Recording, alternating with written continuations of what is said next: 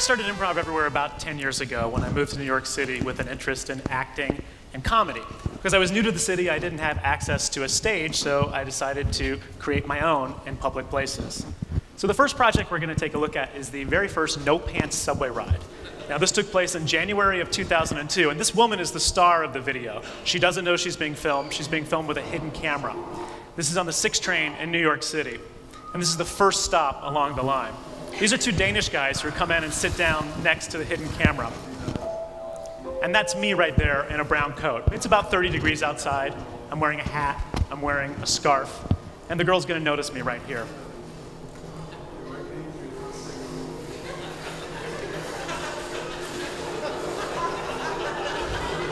And as you'll see now, I'm not wearing pants. So,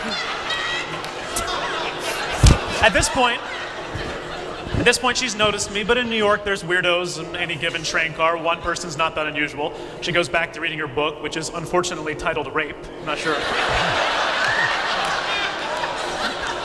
So she's noticed the unusual thing, but she's gone back to her normal life. Now, in the meantime, I have 6 friends who are waiting at the next 6 consecutive stops in their underwear as well. They're going to be entering this car one by one. We'll act as though we don't know each other. And we'll act as if it's just an unfortunate mistake we've made for getting our pants on this cold January day.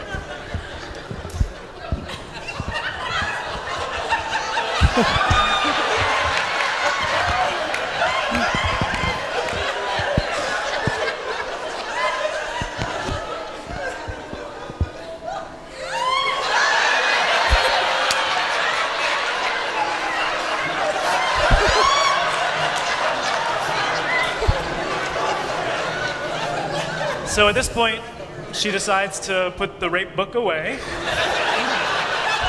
She decides to be a little bit more aware of her surroundings. Now, in the meantime, the 2 Danish guys to the left of the camera, they're cracking up. They think this is the funniest thing they've ever seen before. And watch her make eye contact with them right about now.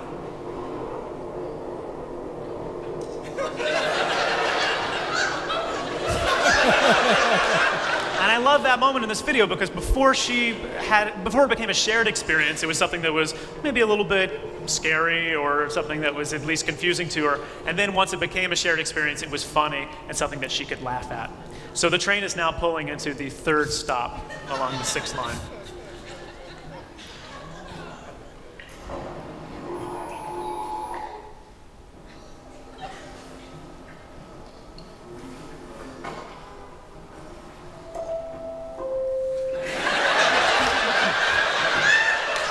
So the video won't show everything. This goes on for another 4 stops. A total of 7 guys enter anonymously in their underwear. At the 8th stop, a girl came in with a giant duffel bag and announced she had pants for sale for $1.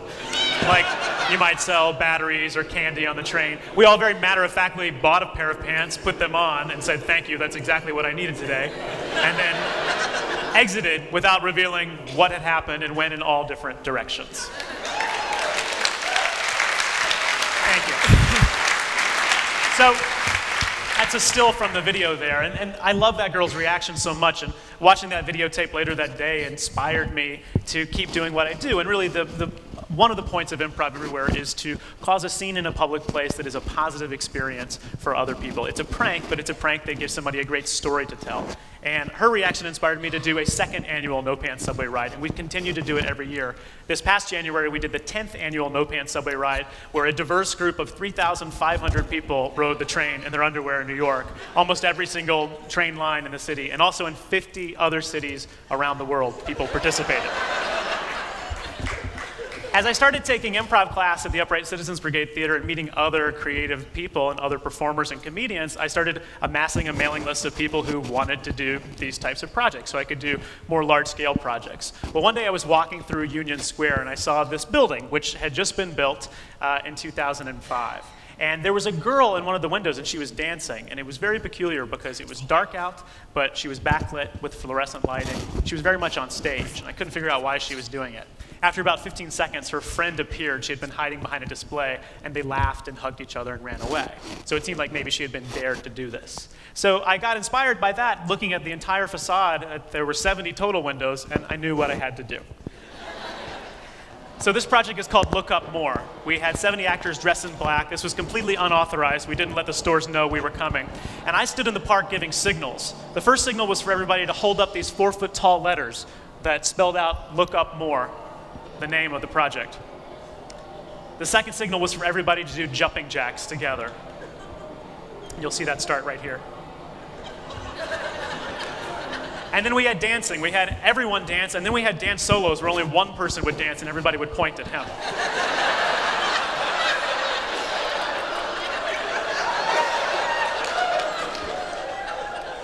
So then I gave a new hand signal, which signaled the next soloist down below in Forever 21, and he danced. There were several other activities. We had people jumping up and down, people dropping to the ground. And I was standing just anonymously in a sweatshirt, putting my hand on and off of a trash can to signal the advancement. And because it was in Union Square Park, right by a subway station, there were hundreds of people by the end who stopped and looked up and watched what we were doing. There's a better photo of it. So that particular event was inspired by a moment that I happened to stumble upon. The next project I want to show was given to me in an email from a stranger. A high school kid in Texas wrote me in 2006 and said, you should get as many people as possible to put on blue polo shirts and khaki pants and go into a Best Buy and stand around.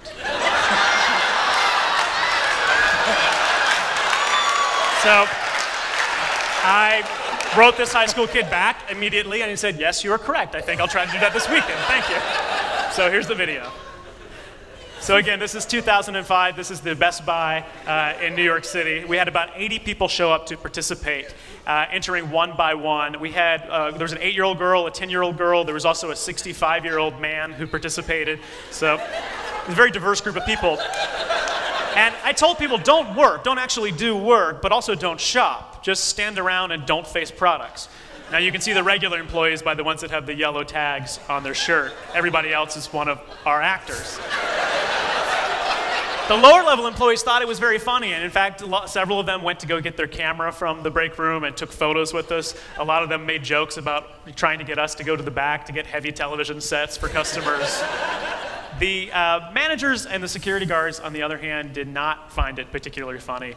You can see them in this footage. They're wearing either a yellow shirt or a black shirt. And we were there for probably about 10 minutes before the manager decided to dial 911. So they started running around telling everybody that the cops were coming, watch out, the cops are coming. And you can see the cops in this footage right here. That's a cop wearing black right there being filmed with a hidden camera. Ultimately, the police had to inform Best Buy management that it was not in fact illegal to wear a blue polo shirt and khaki pants.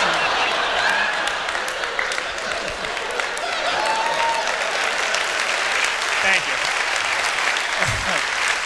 So, we had been there for 20 minutes. We were happy to exit the store. One thing the managers were trying to do was to track down our cameras.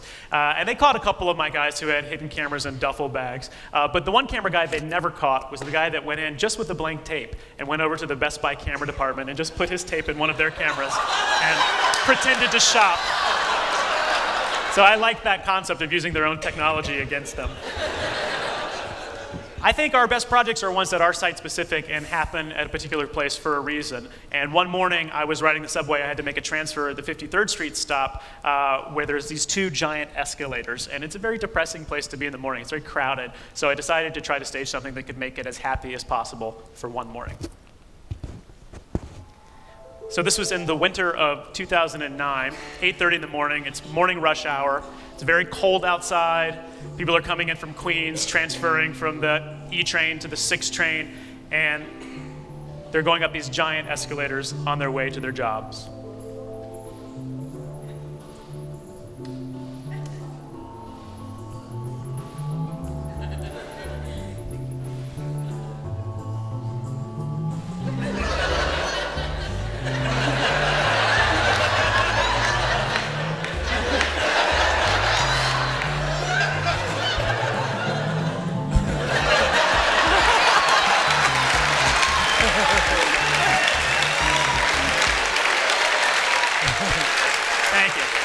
So there's a photograph that illustrates it a little bit better. He gave 2,000 high fives that day. And he washed his hands before and afterward and did not get sick. And that was done also without permission, although no one seemed to care. So I'd say over the years, one of the most common criticisms I see of Improv Everywhere left anonymously in YouTube comments is, these people have too much time on their hands. And, you know, not everybody's going to like everything you do, and I certainly developed a thick skin thanks to internet comments, but that one's always bothered me because we don't have too much time on our hands. The participants in Improv Everywhere events have just as much leisure time as any other New Yorkers. They just occasionally choose to spend it in an unusual way.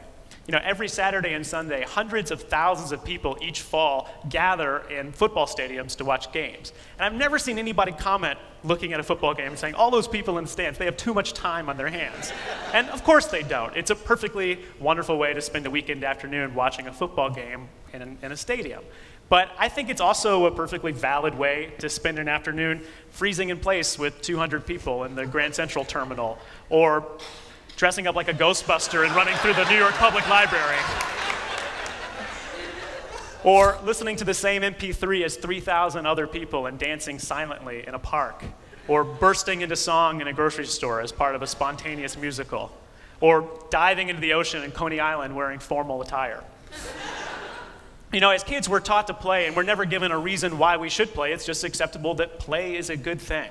And I think that's sort of the point of Improv Everywhere, it's that there is no point, and that there doesn't have to be a point. We don't need a reason. As long as it's fun, and it seems like it's going to be a funny idea, and it seems like the people who witness it will also have a fun time, then that's enough for us. And I think as adults, we need to learn that there's no right or wrong way to play.